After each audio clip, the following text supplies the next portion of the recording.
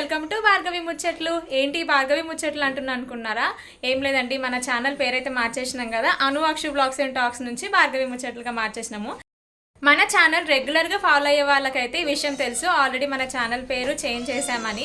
So ఈరోజు నేను ఎందుకు ఇట్లా రెడీ అయ్యాను అనుకుంటున్నారు? గెస్ట్ చేయండి చూద్దాం. మేమైతే మా గల్లీలో ఉన్న వినాయకునికి, మా బుజ్జి గణపతికి అయితే ఈరోజు పూజ చేసుకుంటున్నాం అనమాట. అయితే 9 రోజులు వినాయకునికి పూజ చేసుకుంటాం కదా నవరాత్రులప్పుడు మండపంలో. అయితే ఇవాళ టర్న్ వచ్చింది, ఈరోజు మేమైతే వినాయకుడికి పూజ చేసుకుంటున్నాము.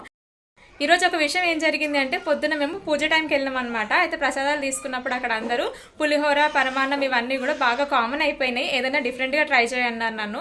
సో అందు గురించి నేనైతే పుదీనా పలావ్ అయితే చేసినాను అనమాట. ఇంకా వాటితో పాటు మా తెలంగాణ స్పెషల్ నూనె పొలలు చేసిన అనమాట. అంటే బోనంలోకి, బతుకమ్మ కానీ, ఎప్పుడైనా పండగలకు కానీ, నైవేద్యాలకు వీటన్నిటికీ కూడా మేము నూనె పొలలు చేసుకుంటాము.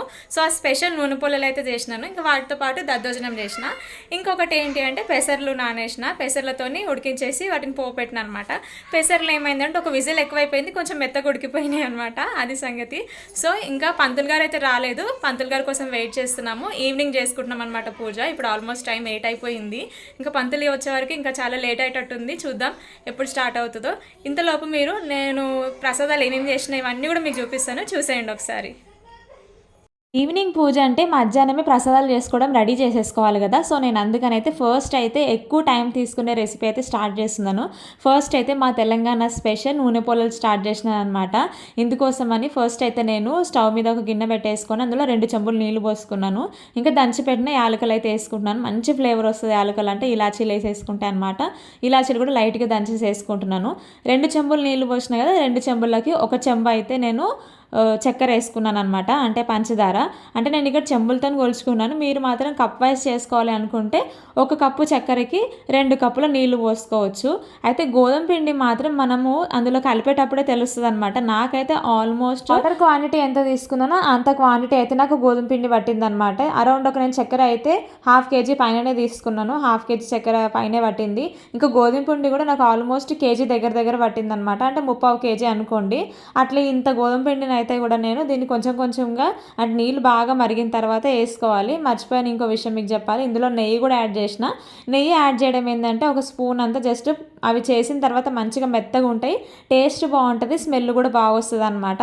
ఈ నీళ్ళు బాగా మరిగిన తర్వాత, అంటే ఇందులో చక్కెర వేసినాం కదమ్మా, మా చక్కెర మొత్తం కరిగిపోయి బాగా మరిగిన తర్వాత ఇందులో స్టవ్ ఆన్లోనే ఉండాలి, ఆపేసుకోవద్దు, స్టవ్ ఆన్లోనే ఉండాలి. ఇప్పుడు మనం కొంచెం కొంచెంగా గోధుమ పిండి అనేది కూడా ఇట్లా కలుపుకుంటూ మిక్స్ చేసుకుంటూ వేసుకోవాలన్నమాట.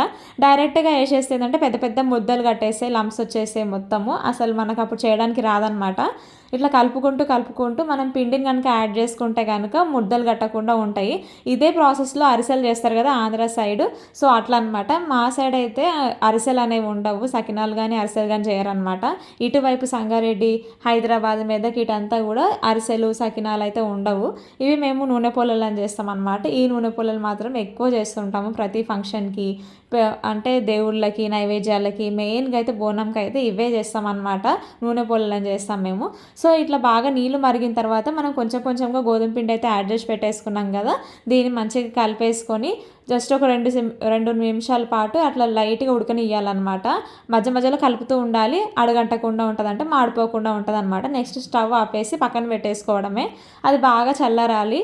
అరౌండ్ ఒక 1/2 అవర్ అన్న వదిలేస్తే మనకు అది బాగా చల్లారిపోతుంది. ఈలోపు మనం ఆయిల్ పెట్టేసుకొని మంచిగా ఆయిల్ హీట్ అయిపోయిన తర్వాత ఇట్లా నేను పిండి తీసుకున్నాను కదా, మనం ఆయిల్ అద్దుకోవాల్సిన పని లేదనమాట. చేతులకు మంచిగా వాటర్ అద్దుకోవచ్చు. వాటర్ అద్దుకొని మనం పిండి చల్లారింది కాబట్టి ఆ పిండిని రౌండ్ చిన్న చిన్న పూరీలాగా ముద్దలు తీసుకుంటాం కదా, పూరికి ఎంత సైజ్ అయితే ఒక బాల్ తీసుకుంటామో అంత సైజు పిండి తీసుకొని మన చేతిలో ఇట్లా రౌండ్ షేప్లో ఒత్తి జస్ట్ మన అరచేతి నుంచి ఒకసారి ప్రెస్ చేస్తే ఇట్లా చిన్న సైజు పూరీలాగా వచ్చేస్తాయి అనమాట. మనం ఆయిల్ అద్దుకోవాల్సిన పని లేదు, మంచిగా వాటర్ అద్దుకొని చేసేస్తే వచ్చేస్తాయి. ఇట్లా బాగా వేడివేడి నూనెలో వేస్తే 2 సైడ్లు కూడా మంచిగా ఫ్రై చేసుకోవడమే. ఈ కలర్లో లైట్ గోల్డెన్ బ్రౌన్ కలర్ వచ్చినాక తీసేసుకోవచ్చు అనమాట. ఇవి ఇంకా వేగితే కనుక క్రిస్పీగా వస్తాయి. ఇంతకంటే కొంచెం ముందు తీసేసుకుంటే కనుక బాగా మెత్త మెత్తగా ఉంటాయి అన్నమాట. ఎవరైనా పెద్ద ఏజ్ ఉన్న వాళ్ళు, వాళ్ళకి పళ్ళలు లేవు అనుకుంటే కూడా వాళ్ళు కూడా ఈజీగా తినేయచ్చు అనమాట. నేను ఇక్కడ చూపిస్తున్నా చూడండి. పిండిని చిన్న చిన్న ముద్దలుగా తీసుకోవాలి మన చేతిలోకి. దాన్ని మంచిగా చపాతీ పిండి అంటే పూరి పిండిలాగా మంచిగా రౌండ్గా నీట్గా రోల్ చేసుకోవాలన్నమాట. నీట్గా రోల్ చేసుకున్న తర్వాత మనం చేతిలో రౌండ్ ముద్ద అంటే లడ్డులాగా వస్తుంది ఆ పిండి. ఆ పిండిని మనం అరచేతిలో ఇట్లా పెట్టేసి వేలతో కానీ మధ్యలో అరచేతితో కానీ ఇట్లా ఒకసారి ప్రెస్ చేస్తే కనుక వాటర్ అద్దుకుంటే మన చేతులకు అంటుకోకుండా ఉంటుంది అనమాట. అట్లా మనం ఇంకా పూరీలు అంటే ఈ నూనె పోలలన్నీ కూడా చేసి ఆయిల్లో డీప్ ఫ్రై చేసేసుకోవడమే. అంటే ఒక్కరు చేయడానికి కొంచెం టైం టేకింగ్ ఏది. నేను అరౌండ్ 3 o'clock స్టార్ట్ చేసినాను ఇవి చేయడము. మొత్తం కంప్లీట్ అయిపోయేసరికి నాకు ఈ పిండి అంతా అయిపోయేసరికి 5:15 అయిందనమాట. ఆల్మోస్ట్ 2 hours 15 minutes అనమాట. నేను ఇది పిండి కలిపి పెట్టుకోవడం అయితే మధ్యాహ్నం నేను లంచ్ చేయగానే 2 o'clock అయితే పిండి కలిపెట్టిన. అంటే ఏసరి పెట్టడం పిండి కలపడం ఇదంతా 2 o'clock చేసేసినాను. 2 to 2:15 అయితే ఇది పిండి ఉడకడం ఇదంతా అయింది. ఇంకా ఒక 45 minutes అయితే చల్లారుతుందని పక్కన పెట్టేసుకున్నా. ఎగ్జాక్ట్గా నేను 3 o'clock అయితే ఇంకా స్టవ్ దగ్గరికి అంటే కిచెన్లోకి వచ్చేసి ఆయిల్ పెట్టి ఇవి ఫ్రై చేసుకోవడం స్టార్ట్ చేసినాను అనమాట. ఆల్మోస్ట్ నాకు 5:15 కల్లా ఇవన్నీ అయితే కంప్లీట్గా ఫినిష్ అయిపోయినాయి అనమాట. మీలో ఎంతమందికి తెలుసో కమెంట్ చేయండి. ఇప్పుడే నూనె పోలలు చేయడం అయితే కంప్లీట్ అయిపోయింది. నెక్స్ట్ అయితే దద్దోజనం కోసం అన్నం కుక్కర్లో పెట్టేసుకున్నాను. ఆల్రెడీ అన్నం ఉడికిపోయింది. అది కొంచెం చల్లారిన తర్వాత దద్దోజనం కలిపేసుకుంటాను. నెక్స్ట్ అయితే ఇంకా పెసలు నానేసి పెట్టుకున్నాను. పెసలను ఉడికించుకోవాలి వాటిని తాలింపు వేయడానికి. వాటి తర్వాత ఇంకొక ప్రసాదం అనుకున్నాను కదా, ఏంటి అని అంటే పుదీనా రైస్ అంటే పుదీనా పలావు. అది కూడా చేసేస్తాను అనమాట. మీకు ప్రాసెస్ మొత్తం చూపిస్తాను, చూసేయండి. మిగతా ప్రసాదాలు చేసేలోపు ఈవినింగ్ పూజ అన్నాను కదా. సో సాయంత్రం అయితే చెట్టు మీద నుంచి ఏం మనం ఆకులు కానీ పువ్వులు కానీ ఏం కొయ్యొద్దు కదా. అందు గురించి అని పూజకు కావాల్సిన పత్రాలు అన్నీ అయితే తెంపేసి పెట్టేసుకున్నాం. ఇవన్నీ మా కాలనీలోనే మా ఇంటి చుట్టుపక్కలనే ఉన్నాయన్నమాట.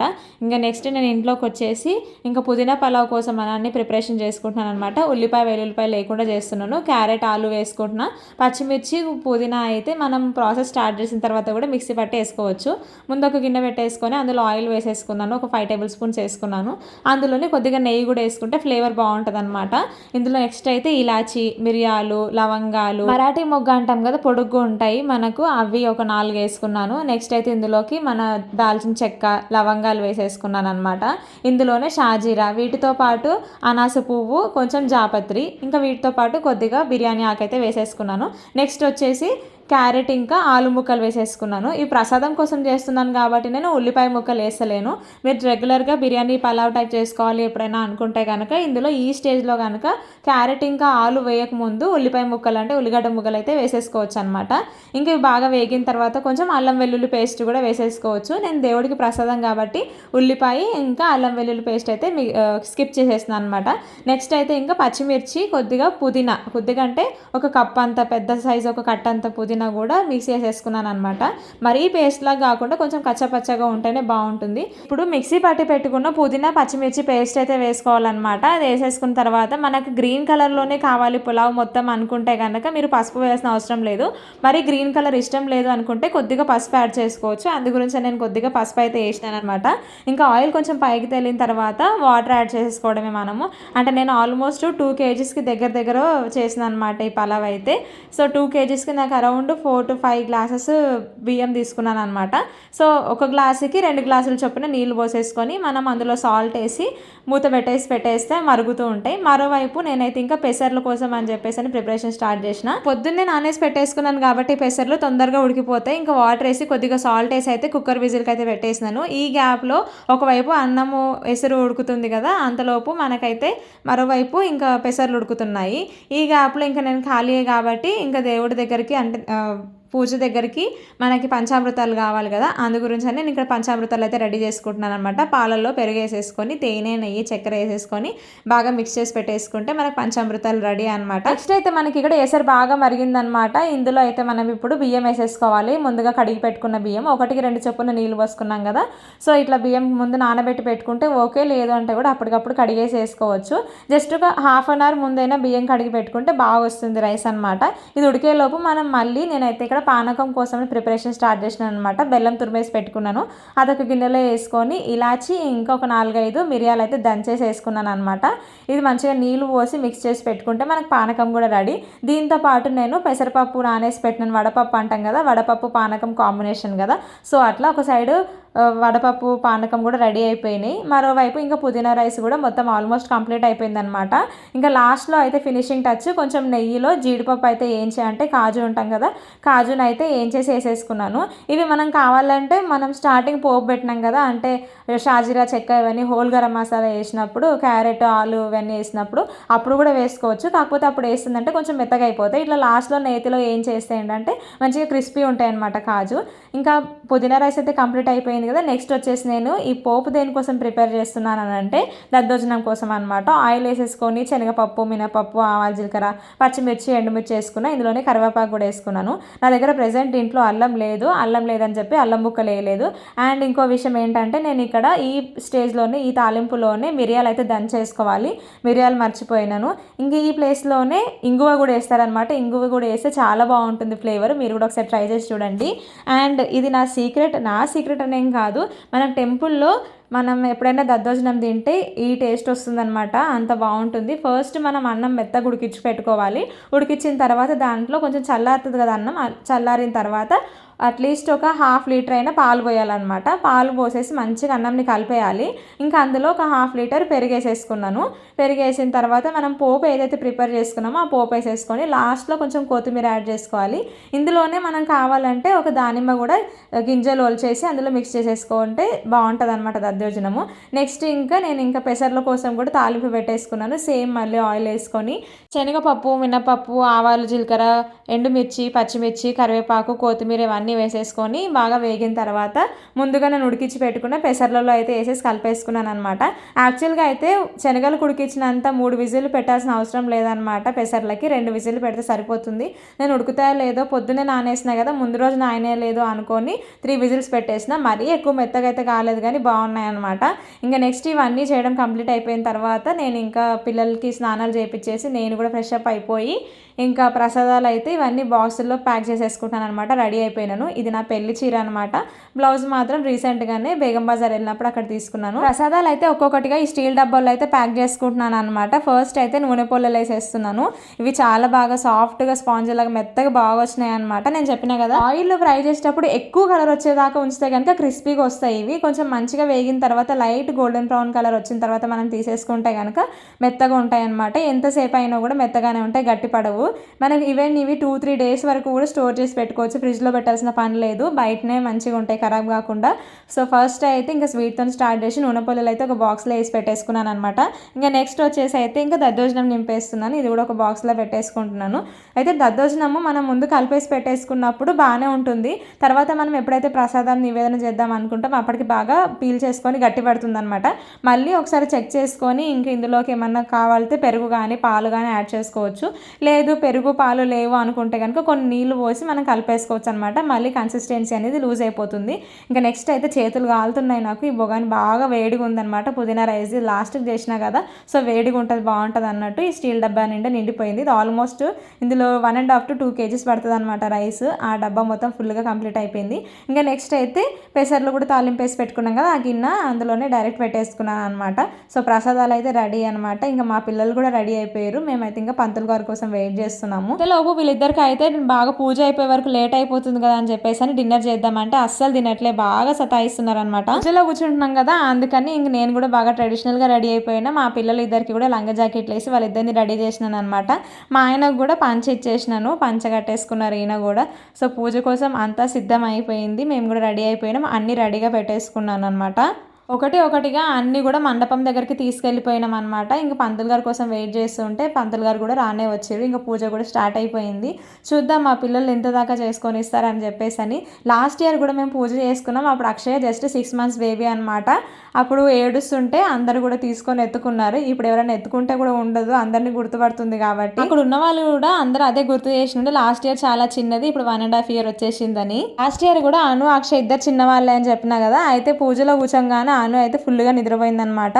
సో మా నైబర్ మా పక్కింటి అక్క అయితే అనుని తీసుకొని పడుకోబెట్టేసింది. ఇంక ఇప్పుడైతే నైట్ అయినా కూడా వాళ్ళకి అసలు నిద్ర వస్తలేదు, ఫుల్గా ఆడుతూనే ఉన్నారు. మా పిల్లలు అల్లరి చేస్తుంటే కూడా నాకు కోపం వచ్చి నేనేమన్నా అన్నా కూడా మా పంతులు గారు మాత్రం అసలు ఏం అనట్లే అనమాట. చిన్నపిల్లలు అట్లనే అల్లరి చేస్తారని చెప్పేసి అని మంచిగా ప్రశాంతంగా ఉన్నారు ఆయన.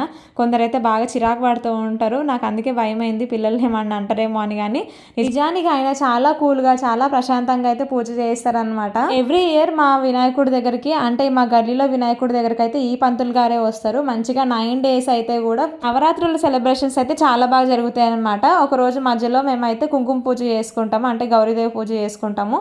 మళ్ళీ ఒక రోజు అన్నదానం జరుగుతుంది. ఇంకా దాని తర్వాత 9th day రోజు అయితే ఇంకా ఉట్టి కొట్టిన తర్వాత ఫుల్గా బ్యాండ్ ఇవన్నీ ఉంటాయి కాబట్టి అందరం కలిసి డాన్సులు చేసేసి ఇంకా స్వామిని అయితే నిమజ్జనం కోసం తీసుకెళ్తారనమాట. ఎవ్రీ ఇయర్ కూడా బాగా జరుగుతుంది. మేము ఇక్కడికి వచ్చేసి 2 years అవుతుంది.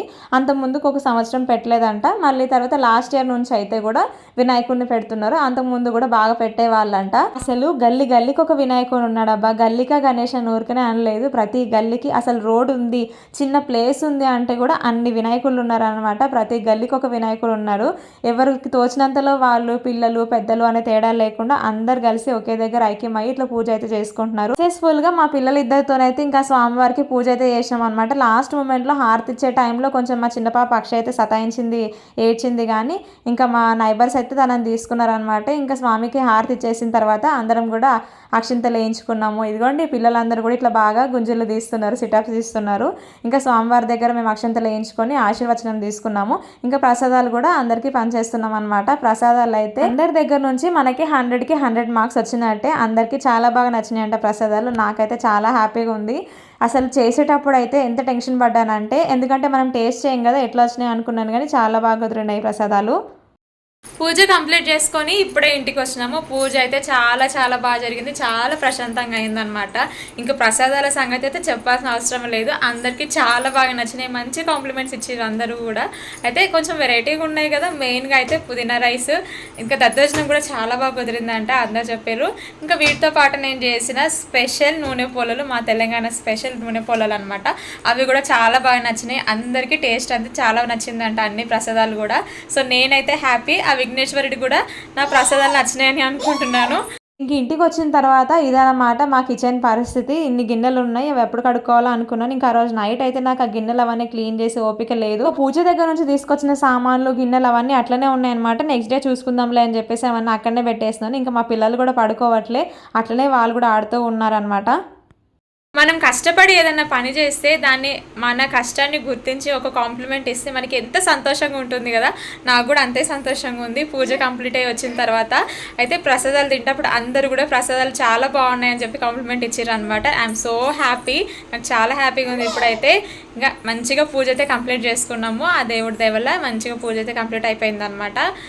ఎవ్రీ ఇయర్ కూడా ఇట్లానే హ్యాపీగా విఘ్నేశ్వరుడు పూజ చేసుకోవాలని నేను మనస్ఫూర్తిగా కోరుకుంటున్నా దేవుణ్ణి. ఇదే నా కోరిక. వీడియో ఎట్లా అనిపించింది అనేది కమెంట్ చేయండి. వీడియో నచ్చితే మాత్రం ఒక లైక్ చేయడం మాత్రం అస్సలు మర్చిపోకండి. Thanks for watching. మరో వీడియోలో మిమ్మల్ని మళ్ళీ కలుస్తా. అంతవరకు బాబాయ్, టాటా, టేక్ కేర్.